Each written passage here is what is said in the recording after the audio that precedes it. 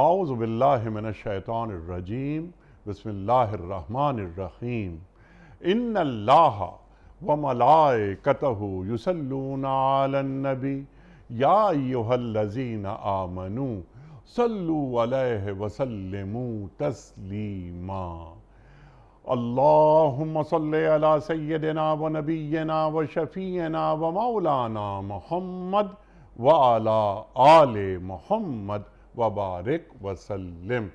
محترم خواتین و حضرات، السلام علیکم۔ پیام صبح کے ساتھ ایک بار پھر حاضر میں ہوں آپ کا میزبان انیق احمد۔ خواتین و حضرات، آپ اور ہم اچھی طرح جانتے ہیں کہ پیام صبح میں جمعہ اور ہفتہ 2 دن سوال و جواب کے لیے ہم نے مخصوص کر رکھا ہے۔ ان 2 دنوں میں ہم کیا کرتے ہیں کہ ہم آپ کی جانب سے آئے ہوئے سوالات کو پیش کرتے ہیں اپنے عہد کے کسی ایک مفتی صاحب کی خدمت میں، تاکہ حاصل کریں اپنے مسائل کا حل۔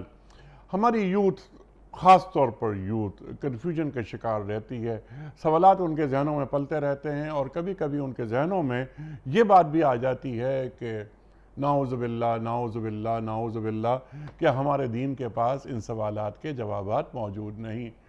اللہ سلامت رکھے ہمارے عہد کے علماء کو، مفتی صاحبان کو، وہ تشریف لاتے ہیں اور ہمیں بتاتے ہیں کہ انفس و آفاق کا کوئی ایک مسئلہ بھی ایسا نہیں کہ جس کا حل ہمارا دین عطا نہ کرتا ہو۔ خواتین و حضرات، آج کے ہمارے معزز مہمان محترم مفتی محمد زبیر صاحب۔ مفتی محمد زبیر صاحب ایک جانا مانا نام، ہمارے ملک کا فارغ التحصیل دارالعلوم کراچی، محتمم جامعہ صفہ، ممبر اسلامی نظریاتی کونسل۔ خواتین و حضرات، مفتی محمد زبیر صاحب کو خوش آمدید کہتے ہوئے پروگرام کا آغاز سورہ فرقان کی آیات 63 سے 67 تک۔ اعوذ باللہ من الشیطان الرجیم بسم اللہ الرحمن الرحیم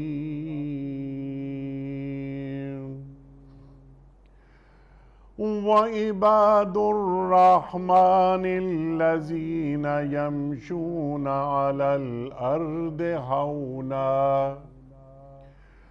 وَإِذَا خَاطَبَهُمُ الْجَاهِلُونَ قَالُوا سَلَامًا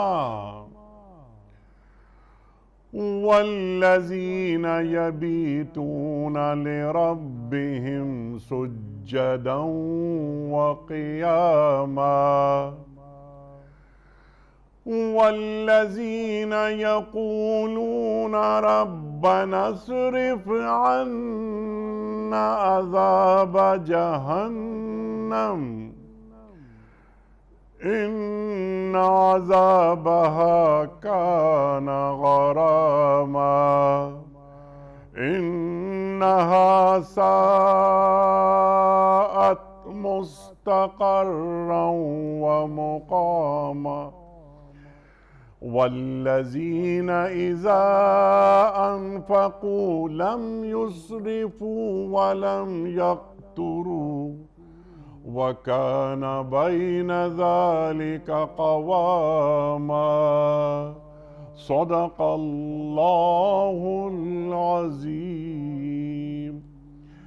رحمان کے اصل بندے وہ ہیں جو زمین پر نرم چال چلتے ہیں، اور جاہل ان کے منہ آئیں تو کہہ دیتے ہیں کہ تم کو سلام، جو رب کے حضور سجدے اور قیام میں راتیں گزارتے ہیں، جو دعائیں کرتے ہیں کہ اے ہمارے رب، جہنم کے عذاب سے ہم کو بچا لے۔ اس کا عذاب تو جان کا لاگو ہے، وہ تو بڑا ہی برا مستقر اور مقام ہے۔ جو خرچ کرتے ہیں تو نہ فضول خرچی کرتے ہیں نہ بخل، بلکہ ان کا خرچ دونوں انتہاؤں کے درمیان اعتدال پر قائم رہتا ہے۔ محترم مفتی محمد زبیر صاحب کی خدمت میں آج کے پروگرام کے حوالے سے پہلا سوال محمد نعمان صاحب کا ہے، کراچی سے۔ مفتی صاحب، سوال ان کا یہ ہے کہ کیا برآمدی کوٹا، جو ایکسپورٹ کا کوٹا ہوتا ہے، اس کی خرید و فروخت جائز ہے؟ مثلاً ایکسپورٹر اے اپنی اشیاء کو برآمد کرنے کے لیے ایکسپورٹر بی سے کوٹا خرید لے، جبکہ یہ کوٹا قانونی طور پر قابل انتقال نہیں ہوتا۔ ای پی بی یعنی اس کا مطلب ہوگا ایکسپورٹ پروموشن بیورو وقتاً فوقتاً کوٹے کا نیلام کرتی رہتی ہے۔ میرا خیال ہے کہ سوال واضح ہو گیا۔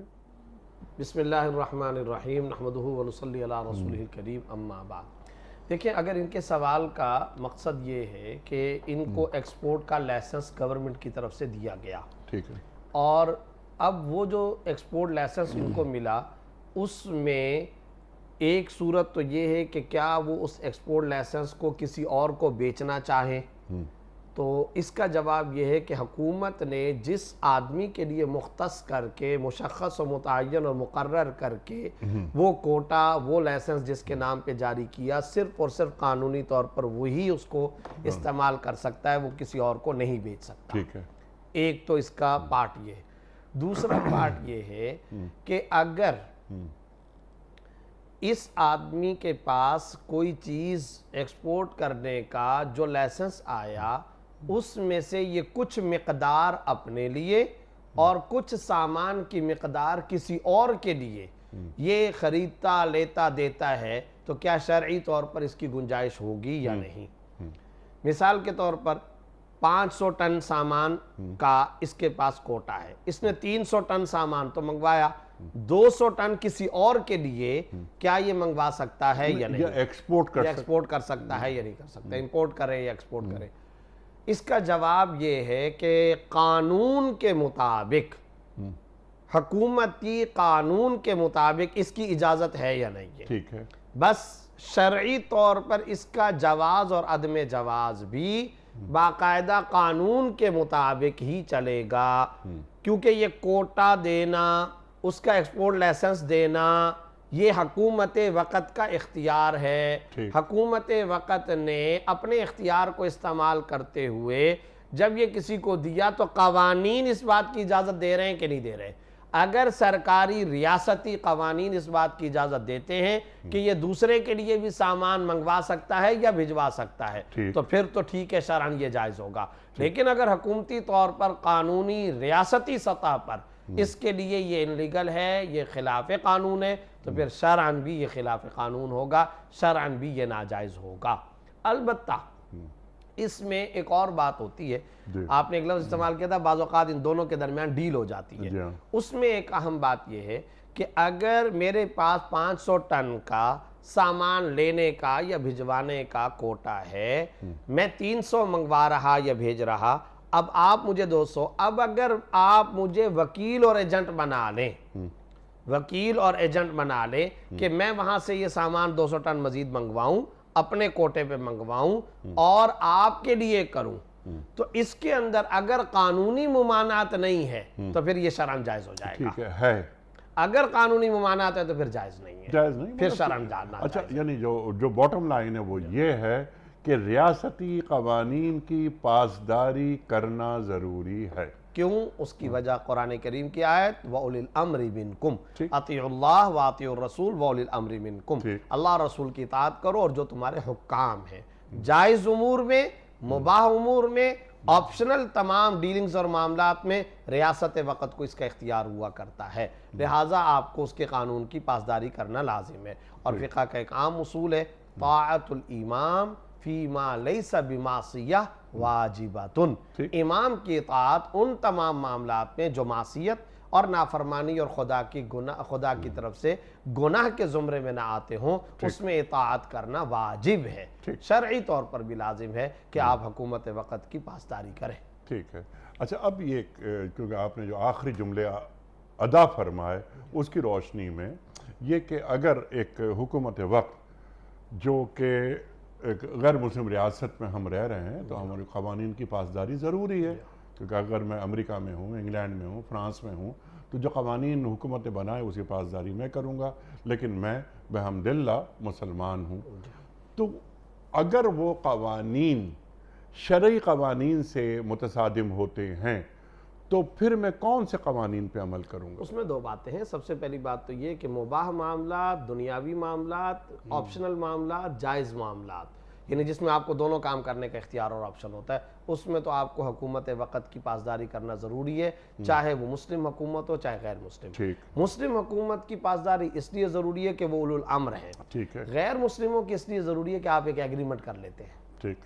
ویزا لیتے ہیں تو ایگریمنٹ کرتے ہیں، نیشنلٹی لیتے ہیں تو آپ ایگریمنٹ کر لیتے ہیں. تو جب آپ معاہدہ کر رہے ہیں کہ میں آپ کی بات مانوں گا تو آپ کو ماننا ہے. اب آ جاتا ہے وہ نقطہ کہ جس میں شرعی اور مذہبی معاملات کے اندر اگر رکاوٹ آئے تو پھر ظاہر سی بات ہے کہ اللہ رب العزت کی اطاعت اور شریعت کی اطاعت واجب ہے، ان کی اطاعت جائز نہیں ہے. مثلا اس کی میں مثال بتاتا ہوں. فرض کریں کہ آپ کو انہوں نے نماز پڑھنے سے روک دیا. عام طور پر ہے تو نہیں ایسا، ہم ایک فرض کر رہے ہو بات کر رہے ہیں.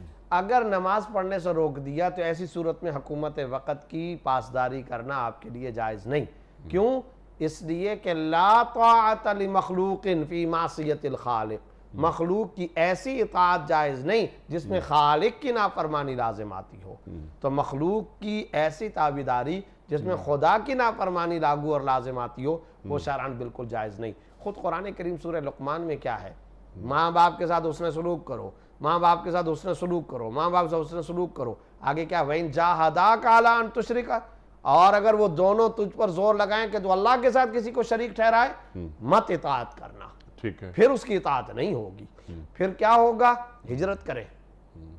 رہنا جائز نہیں ہے، نکلیں پھر وہاں سے، کیونکہ آپ کو نماز نہیں پڑھنے دی جا رہی، آپ کو روزہ نہیں رکھنے دیا جا رہا، فرض کریں آپ کو زکوٰۃ نہیں ادا کرنے دی جا رہی.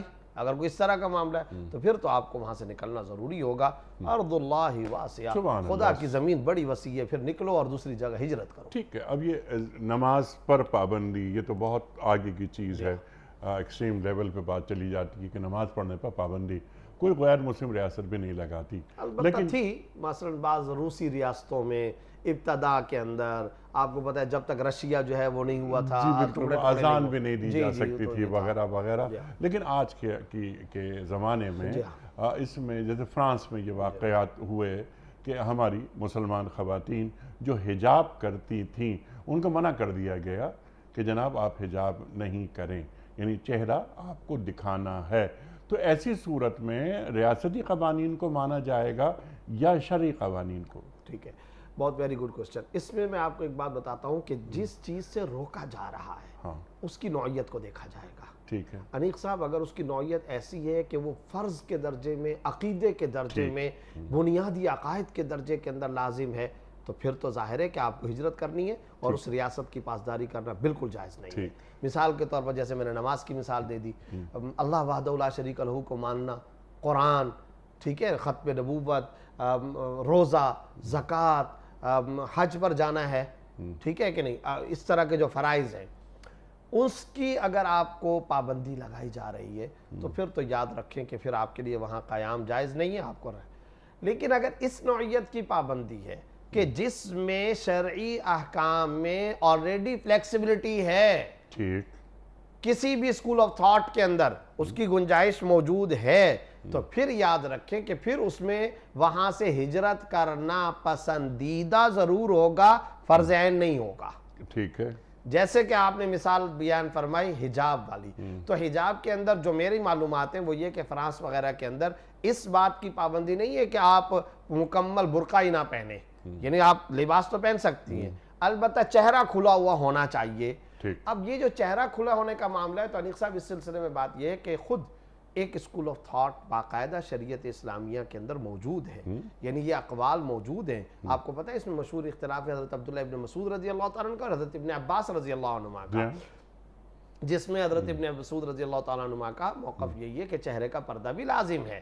البتہ وَلَا يُبْدِينَ زِينَتَهُنَّ إِلَّا مَا ظَهَرَ مِنْهَا، یہ جو قرآن کریم کی آیت ہے اس کی انٹرپریٹیشن یعنی تعبیر کے اندر ایک بات یہ کی جاتی ہے کہ چہرے کے کھولنے کی گنجائش ہے، اگرچہ ہمارا موقف یہی ہے کہ چہرہ کھلا نہیں ہونا چاہیے. لیکن غیر مسلم ممالک ہیں وہاں پر اس طرح کی اگر قوانین کی پاسداری کرنا مجبوری ہوتی ہے تو ایسی صورت میں چہرہ کھولنے کی گنجائش ہے، اور ایسی صورت میں آپ کو وہاں سے نکلنے کرنے کو فرض نہیں قرار دیا جائے گا، پھر آپ ایسی صورت میں مجبوری کے درجے میں اس حکومت کی بات مان سکتے ہیں اور وہاں قیام جاری رکھ سکتے ہیں۔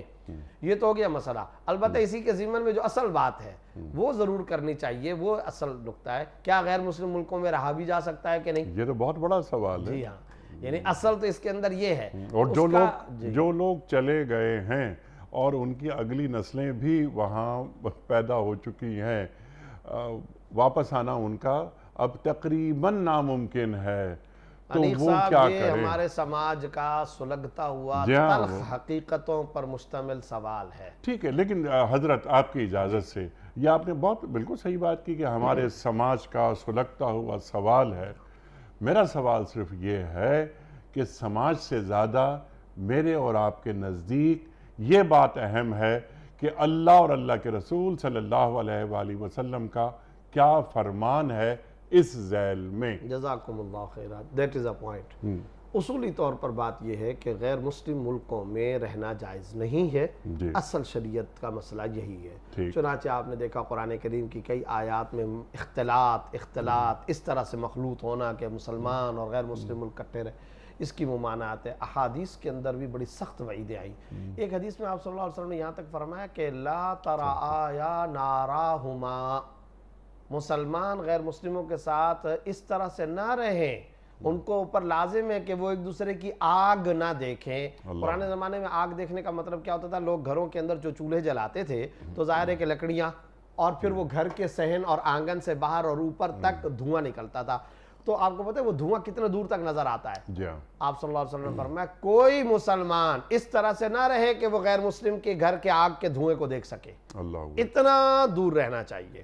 تو ایک بات، دوسری بات یہ کہ ایک اور حدیث ہے جس میں آپ صلی اللہ علیہ وسلم نے فرمایا کہ میں اس سے بری ہوں، میں بری ہوں، انا بری ہوں، میں بری ہوں اس سے، میری کوئی ذمہ داری نہیں جو کہ اس طرح غیر مسلموں کے معاشرے میں جا کر کے رہتا ہے۔ البتہ اس میں دو باتیں ہیں۔ پہلی بات تو یہ ہے کہ انیق صاحب، اگر کوئی ایسا مسلمان ہے جس کو اپنے وقت میں حلال روزی بقدر کفایت میسر نہیں ہے اور وہ روزی کی تلاش میں، معاش و روزگار کی تلاش میں غیر مسلم ملکوں کے اندر جاتا ہے، تو پھر یاد رکھے بوقت ضرورت، بقدر ضرورت، عارضی طور پر وہاں سکونت اختیار کرنے کی گنجائش ہے۔ یہاں جو عارضی ہے وہ انورٹڈ کاماز میں ہے، جی عارضی، مستقل قیام نہیں ہوگا غیر مسلم ریاست میں، جو کہ دین کہتا ہے۔ اور دوسری ایک صورت ہے، میں یہ آپ آج کے پروگرام کے توسط سے آپ سے باقاعدہ یہ درخواست کرتا ہوں اور آج یہ کہنا چاہتا ہوں، دوسری جو صورت وہ اصل صورت ہے۔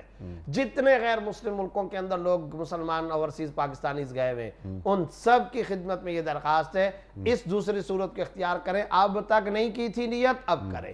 وہ یہ ہے کہ آپ اسلام کی دعوت و تبلیغ کے لیے گئے ہوئے ہیں، ٹھیک ہے، اور داعی اسلام بن کر کے وہاں رہیں، مبلغ اسلام بن کر کے رہیں۔ تو پھر وہ عارضی کا جو بات آپ نے فرمائی وہ کہاں رہی؟ ہاں، میں عرض کرتا ہوں، عارضی قیام ہوگا دنیاوی مقاصد کے لیے جانا، عارضی قیام ہوگا دنیاوی مقاصد کے لیے جانا، روزگار، نوکری، تجارت، بزنس، ان سب کاموں کی نیت سے اگر کوئی گیا ہوا ہے اور ان سب کاموں کے لیے گیا ہوا ہے تو مستقل قیام جائز نہیں ہے، عارضی قیام کرے گا، واپس آئے گا۔ لیکن اگر ایک آدمی ہے وہاں اسلامک سینٹر میں گیا ہوا ہے، فرض کرے دعوت کا کام ہے، تبلیغ اسلام کا کام ہے، اب اگر وہ وہاں پر مستقل رہتا ہے، بنیادی پرپز اس کا تبلیغ اسلام تھا، جائز ہے۔ اور اس کا جواز کیسے پتہ چلتا ہے؟ خود صحابہ بھی تو غیر مسلم معاشروں میں گئے ہیں نا، اسلام پھر پھیلا کیسے تھا؟ وہ اسی طرح سے تو پھیلا تھا کہ ان غیر مسلم، دمشق کافر تھے، شام، یمن، عراق، بغداد، ایران کے جزیرے، افغانستان تک کے پار غیر مسلم تھی۔ تو اب یہاں پر سارے کے سارے جب وہ صحابہ گئے، ان کی قبریں تک بن گئی، لیکن وہ یعنی صاحب یاد رکھیے گا وہ دعوت اسلام کی نیت سے گئے تھے، وہ تبلیغ دین کی نیت۔ یہ سب سے اونچی ذہنیت ہے، یہ سب سے بالا تصور ہے، یہ ہے اصل اعلیٰ درجے کی رسا ذہنیت۔ یہ ہے دراصل کہ آپ مکین گنبد خضرا صلی اللہ علیہ وسلم کے ایمبیسیڈر بن کر واشنگٹن ڈی سی کی سڑکوں پر چلے، آپ جائیں مدنی مصطفیٰ صلی اللہ علیہ وسلم کے نمائندے بن کر لندن کی سڑکوں پر چلے۔ یہ تو اعلیٰ درجے کا ثواب کا کام ہوگا، شاندار کام ہوگا۔ اب ہمارے ناظرین و سامعین یہ سوچ سکتے ہیں کہ جی ہم تو گئے تھے روزگار، معاش، پیسہ، ڈالر، پاؤنڈ، ان چکروں میں گئے تھے، ٹھیک ہے، غلط کام ہوا، اس اعتبار سے کہ آپ نے نیت صحیح نہیں کی، آپ اپنی مجبوریوں سے گئے، اب نیت تبدیل کریں، اب نیت تبدیل کریں، اور نیت تبدیل کرنے کے لیے علیحدہ سے آپ کو کہیں مکہ مکرمہ نہیں جانا پڑے گا، غسل نہیں کرنا پڑے گا، مسجد کے اندر جا کر کے وضو کر کے پہنچنا نہیں پڑے گا، گھر بیٹھے ہوئے پروگرام سن رہے ہیں، آج سے نیت تبدیل کریں۔ پھر اگلا سوال یہ پیدا ہوتا ہے کہ اچھا نیت تو ہم نے تبدیل کر لی، نیت تو تبدیل کر لی، یہ شاید یہ تو اندر کی بات تو یہ تھی، ہم اوپر سے بھائی اللہ علیم بذات الصدور ہے، تو یہی تو ہم کہہ رہے ہیں، خلوص اخلاص کی جانچ اللہ کرتا ہے، خلوص اخلاص کے ساتھ یہ نیت کریں، پھر اس کے ساتھ ساتھ وہ کام یعنی دعوت کا کام کرتے بھی رہیں، اس کو شروع بھی کر دیں اگر اب تک نہیں کیا تھا۔ اچھا اب تک جو نہیں کیا تھا شروع کیسے کریں؟ بعض لوگ اس کا مطلب یہ سمجھیں گے صبح سے لے کر رات تک مجھے دعویٰ کا کام کرنا ہے تب وہاں رہ سکتا ہوں، ایسا نہیں ہے شریعت میں، ایسا فرض نہیں ہے۔ آپ اپنی جاب پلیس پر اللہ کی بات کریں، آپ اپنے دفتر میں کریں، آپ اپنے گھر میں کریں، آپ اپنے پڑوسیوں سے بات کریں، جب موقع آپ کو میسر آ جائے، جب آپ کو موقع مل جائے، آپ حسن اخلاق پیش کریں اور دعوت دین دیتے رہیں۔ اور اس کے لیے ایک اچھی صورت شاید یہ بھی ہوگی مفتی صاحب کہ تبلیغ کریں، وہ جو ابلاغ کی آپ نے بات کی، اس کا سب سے مضبوط ہتھیار اپنے کردار کو بنائیں، کردار کو بنائیں، 100% درست بات، کہ ایک مسلمان ایسا ہوتا ہے، اخلاق کی بلندی، اخلاق کی بلند، یہ ہے اصل چیز، نمبر 1۔ نمبر 2، آپ کو ایک اور بات بھی عرض کر دوں، مسجد کے ساتھ تعلق، اللہ اکبر، یہ بڑی ضروری بات ہے انیق صاحب۔ ہم نے دیکھا ہے جن مسلمانوں کا مسجد کے ساتھ گہرا تعلق ہوتا ہے، ایون کہ خواتین کا بھی اور بچوں کا بھی آنا جانا، تو ان کے گھروں میں دین محفوظ ہو جاتا ہے۔ لیکن انیق صاحب بڑی دردناک ایک حقیقت بیان کر رہا ہوں جو مجھے وہاں انگلینڈ کے سفر کے اندر اور دوران پتہ چلی، اور آپ کو مجھ سے زیادہ اس بارے میں علم ہوگا، ہماری نوجوان نسلوں میں کئی لوگ ایتھیزم کی طرف، ارتداد کی طرف، الحاد کی طرف، یونیورسٹیوں کے نوجوان اس طرف مائل ہوتے چلے جا رہے ہیں۔ بڑی خطرناک الارمنگ سچویشن ہے، انتہائی درد دل اور آنسو بہانے والا، دل لرزا دینے والا یہ معاملہ ہے۔ ایمان سے جا رہے ہیں، پوچھو پھر ان سارے کے سارے ہمارے مسلمان لوگوں سے، مسلمان بھائیوں سے، مسلمان بزرگوں سے، کیا پایا؟ چند ٹکے، یہاں اپنے وطن کے کچھ بنگلے، کچھ پیسہ، ایمان سے نسلیں جا رہی ہیں۔ بڑا گھاٹے کا سودا کیا پھر آپ نے، بڑا خسارے کا سودا کیا، پھر تو آپ بہت نقصان میں رہے۔ اوہو، اس سے زیادہ گھاٹا خسارہ اور کوئی نقصان نہیں ہو، اس سے بڑا تاوان کوئی نہیں ہو سکتا۔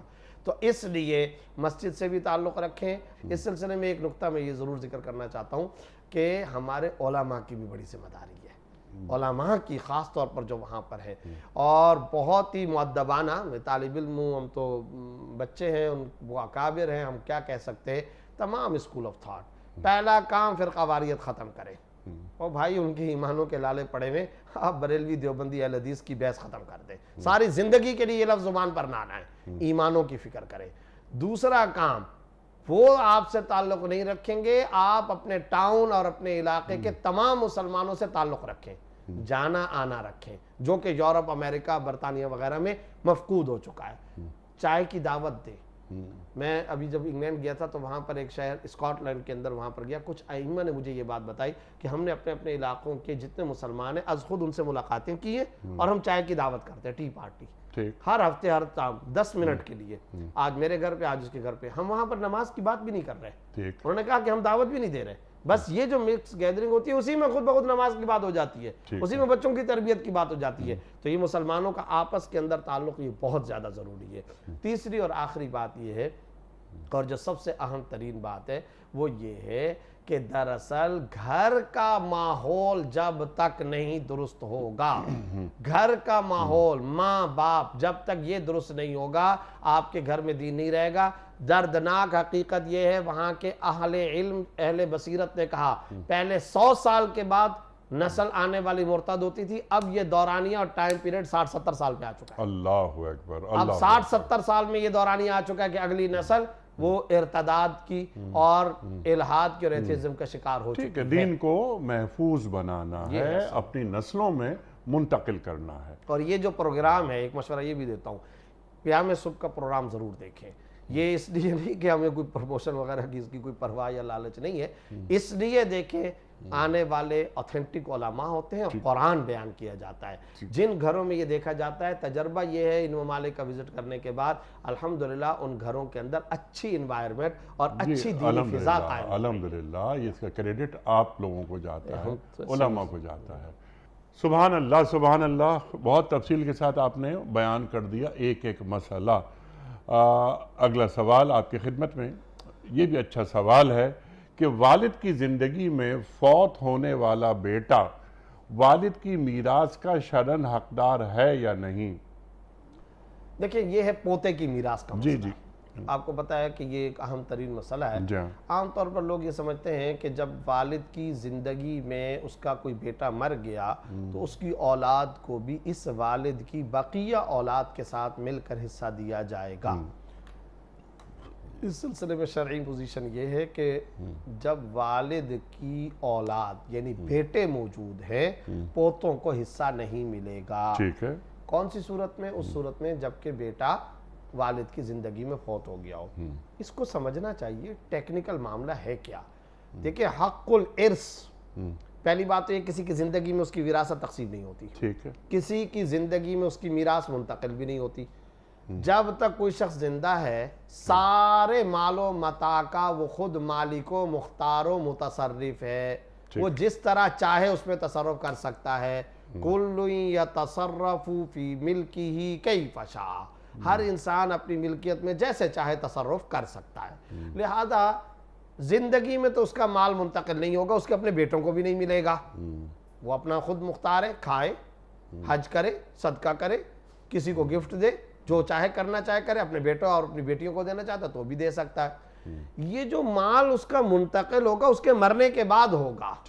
اب جب یہ والد مرا, دادا جب مرا ہے, تو اس کے مرنے کے بعد مال ٹرانسفر ہو رہا ہے نا.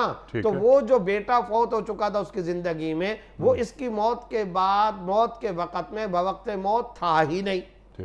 جب وہ موجود ہی نہیں تھا تو مال اس کی طرف ٹرانسفر نہیں ہوا. جب ٹرانسفر نہیں ہوا تو دادے کی میراث سے پوتوں کی طرف بھی وہ مال نہیں جائے گا. یہ ایک ٹیکنیکل مسئلہ ہے. اچھا, اس لیے بیٹے موجود ہیں, پوتوں کو نہیں ملے گا. اس بیٹے کی بات ہو رہی ہے جو والد کی زندگی میں فوت ہو گیا. لیکن کیا اس کا یہ مطلب ہے کہ اگر وہ پوتے ضرورت مند ہیں, محتاج ہیں, غریب ہیں, تو کیا ان کے لیے کوئی راستہ موجود نہیں ہے؟ تو بھائی اس کے لیے راستہ ایک شریعت نے رکھا ہے. ایک نہیں, تین تین چار چار راستے. مثال کے طور پر پہلا راستہ یہ کہ دادا کو تو پتا ہے نا کہ میرا فلاں بیٹا میری زندگی میں مر چکا ہے, اب اس کی اولاد موجود ہے, وصیت کرے. اور شریعت نے وصیت کا اس کو رائٹ دے رکھا ہے. بلکہ انیق صاحب ایک آپ کو عجیب بات بتاتا ہوں کہ احادیث سے پتہ چلتا ہے ایسی ہی صورتوں کے لیے وصیت مشروع کی گئی تھی.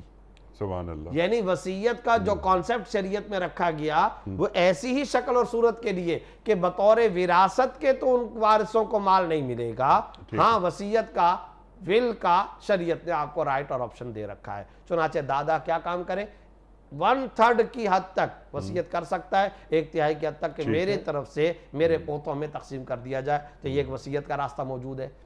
نمبر 1. اچھا, یہ وصیت پر عمل کب ہوگا؟ اس مرحوم دادا کے انتقال کے بعد. دوسرا راستہ زندگی میں ہبہ کر دے. بھائی یہ دادا موجود ہے نا, تو اپنی زندگی میں جیسے میں نے شروع میں یہ کہا کہ وہ اپنے مال کا ٹوٹل خود مختار مالک و متصرف حقیقی ہے, لہذا وہ سارے کا سارا مال جہاں چاہے خرچ کر سکتا ہے. تو وہ اپنے تمام پوتوں کو دے, اپنی پوتیوں کو دے, نواسے نواسیوں کو دینا چاہتا ہے تو دے, گفٹ کرے, ہبہ جس کو کہتے ہیں, عطیہ دینا جس کو کہتے ہیں وہ کر دے. اس میں بھی شریعت نے کوئی نہیں روکا ہوا. 2 باتیں.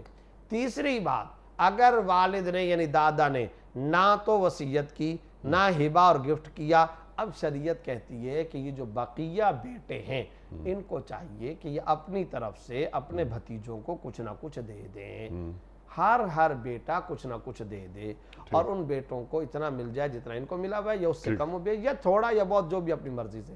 یہ باقاعدہ حسن سلوک کی ترغیب ہے. صلہ رحمی کا تو شریعت نے بار بار حکم دے کر رکھا ہوا ہے, اور شریعت نے باقاعدہ ترغیب دی ہے کہ اپنے رشتہ داروں کو, اور خاص طور پر جو تمہارے محتاج یا ضرورت مند اور ماتحت ہوں, ان کا تو بطور خاص خیال رکھیں. تو شریعت نے یہ ترغیب دے رکھی ہے, تو اس طرح سے بھی دے سکتے ہیں. تو یہ سارے راستے موجود ہیں. لیکن بطور وراثت کے پوتے کو وراثت میں حصہ نہیں ملے گا جبکہ دادا کے اپنے بیٹے موجود ہوں. یہ شریعت کا حتمی اور قطعی فیصلہ ہے.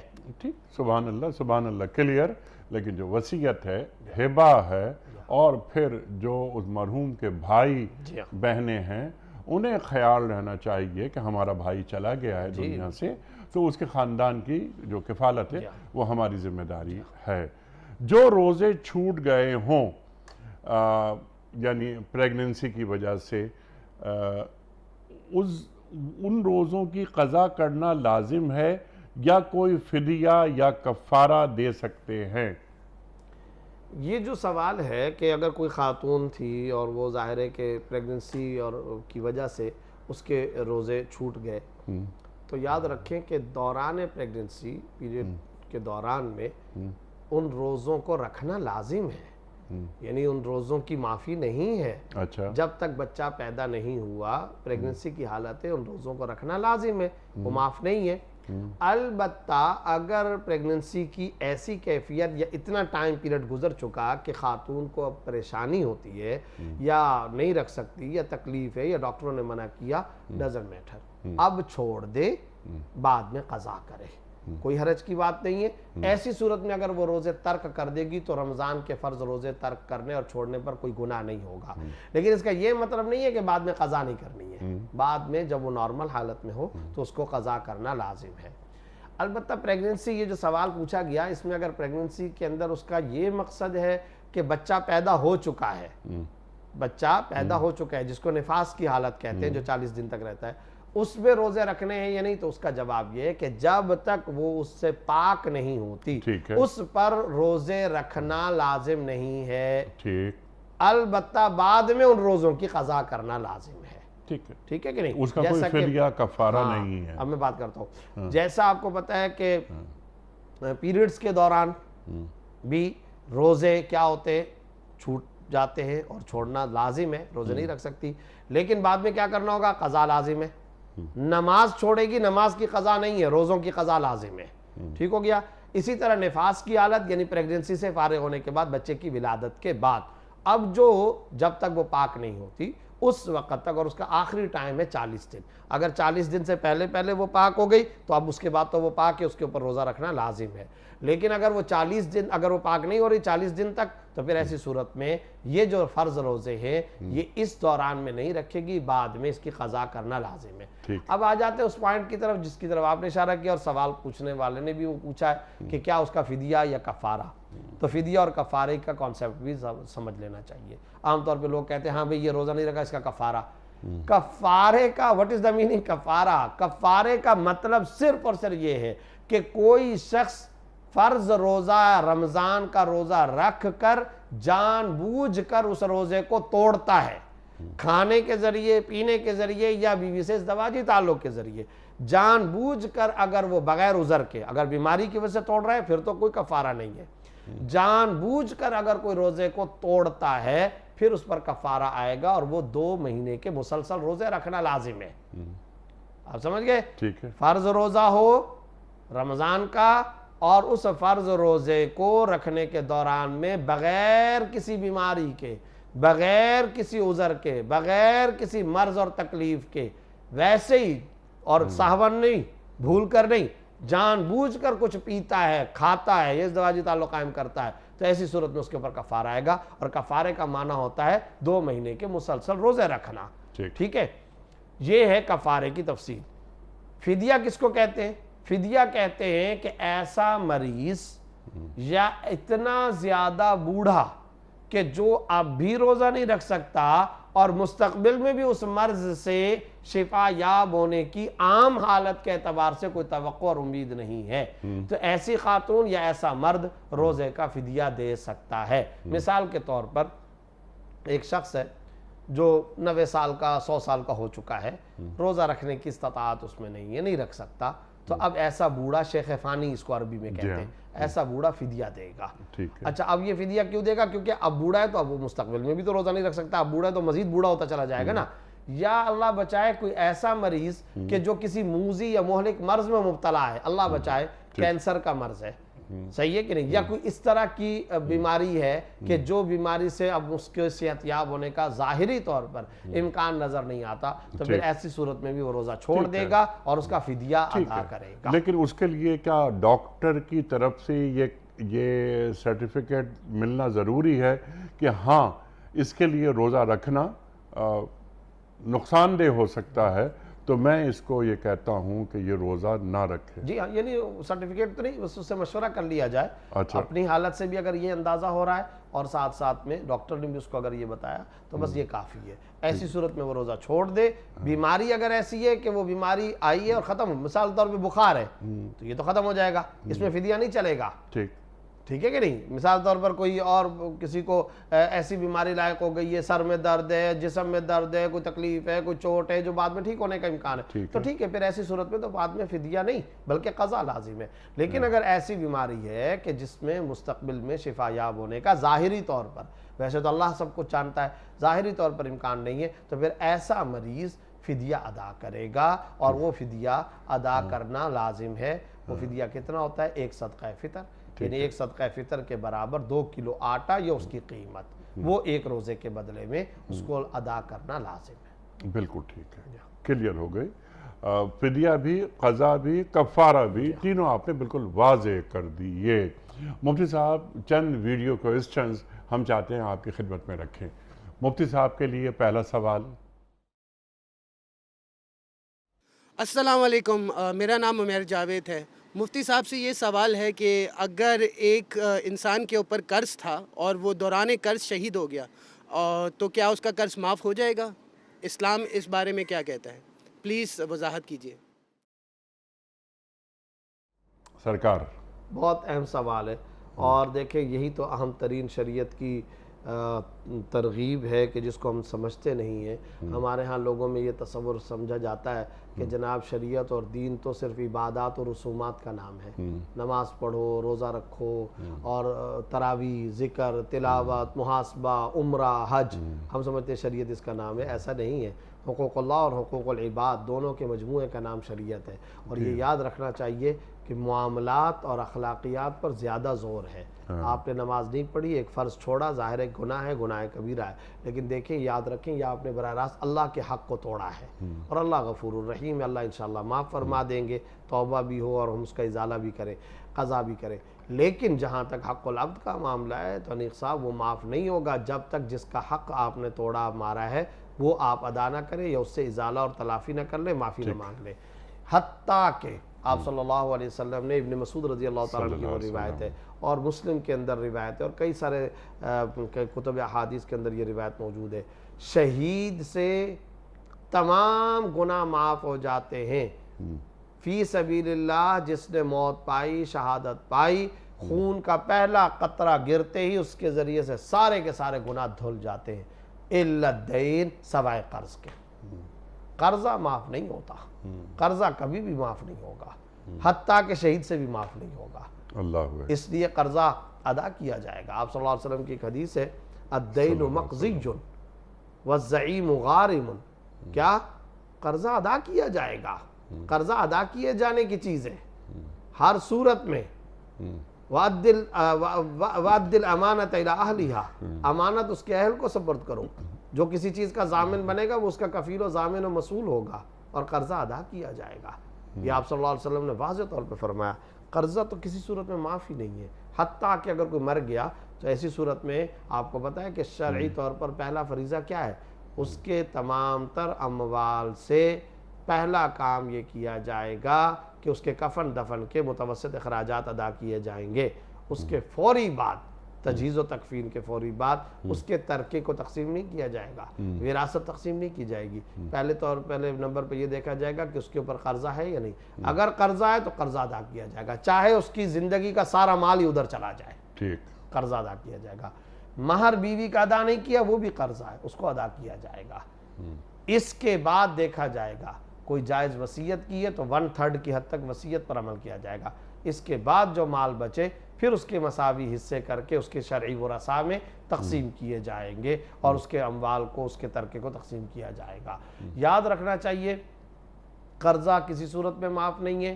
حتیٰ کہ ایک اور بات بھی آپ کو ایک عجیب عرض کرتا ہوں، یہ بھی نبی کی سنت ہے، لیکن آج کوئی اس سنت پر عمل نہیں کرتا اور کر بھی نہیں سکتا انتظامی طور پر۔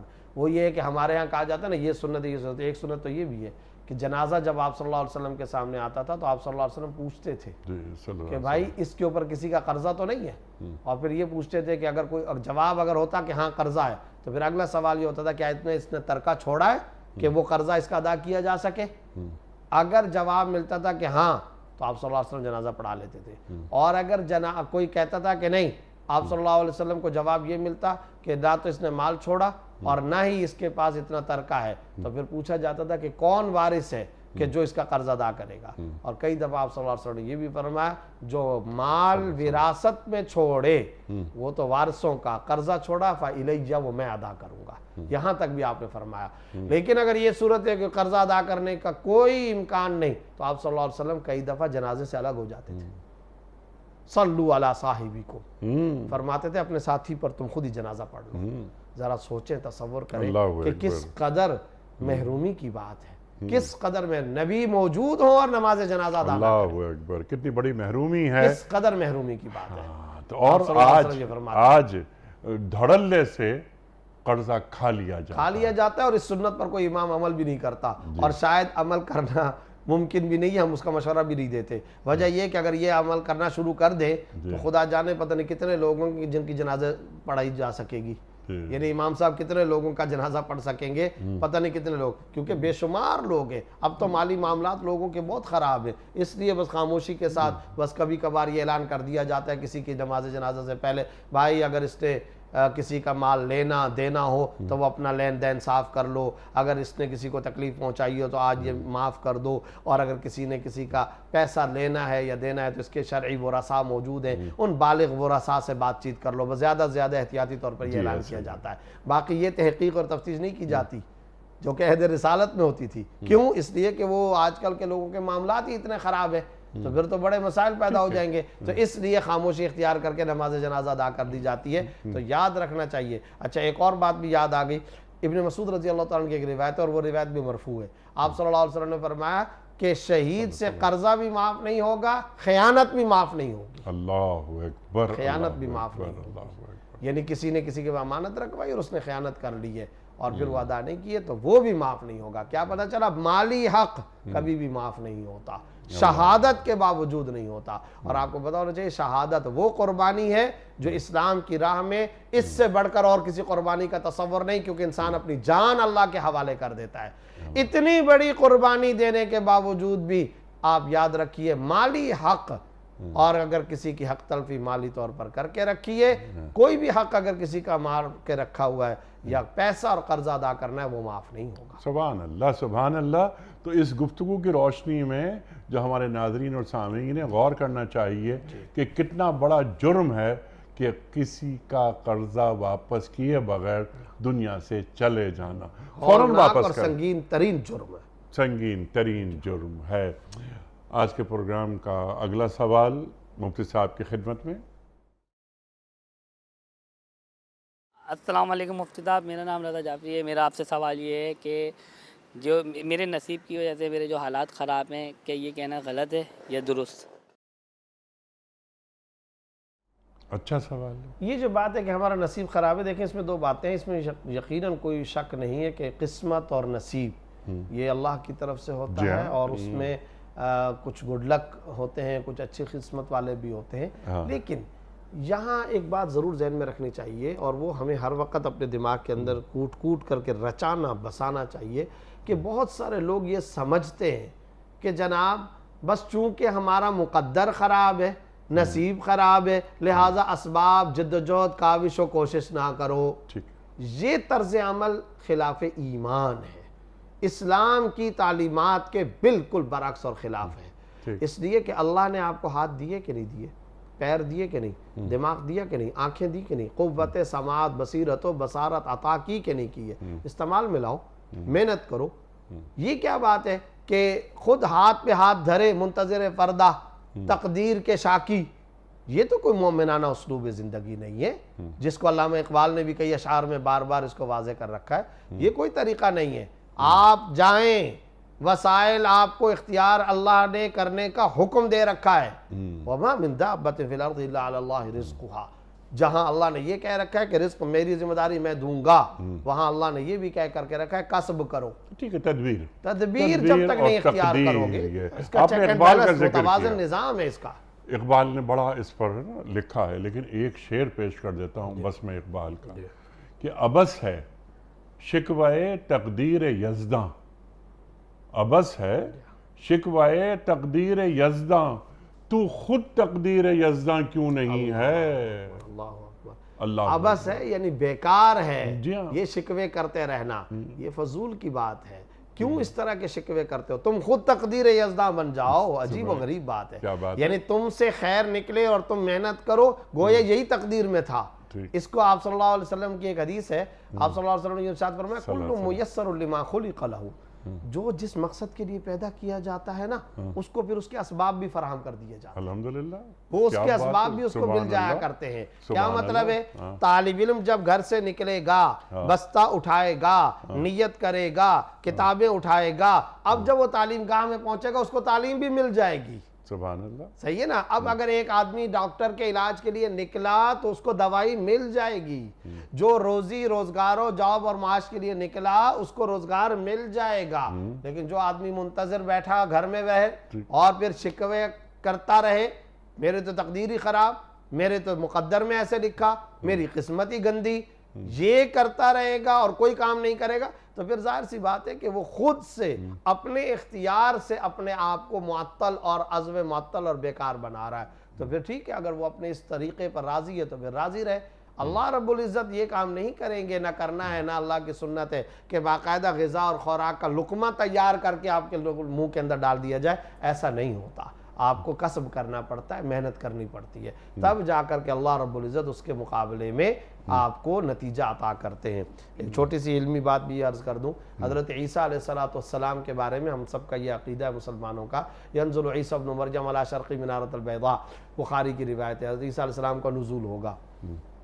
تو آپ کو پتہ ہے اس حدیث میں ایک عجیب بات آتی ہے کچھ احادیث میں، جب منارہ سفید دمشق کے شرقی کنارے حصے پہ عیسیٰ علیہ السلام آئیں گے تو وہ وہاں پر مینار پر آنے کے بعد نیچے کھڑے لوگوں سے کہیں گے سیڑھی لاؤ، سیڑھی لاؤ. چنانچہ سیڑھی لائی جائے گی اور وہ اس پر قدم رکھتے ہوئے نیچے کو تشریف لائیں گے. تو سوال یہ پیدا ہوتا ہے، جو اللہ آسمانوں سے زمین تک اس مینارے تک لے آیا، کیا وہ اللہ اس بات پر قادر نہیں ہے کہ وہ زمین پر بھی ان کو اتار دے؟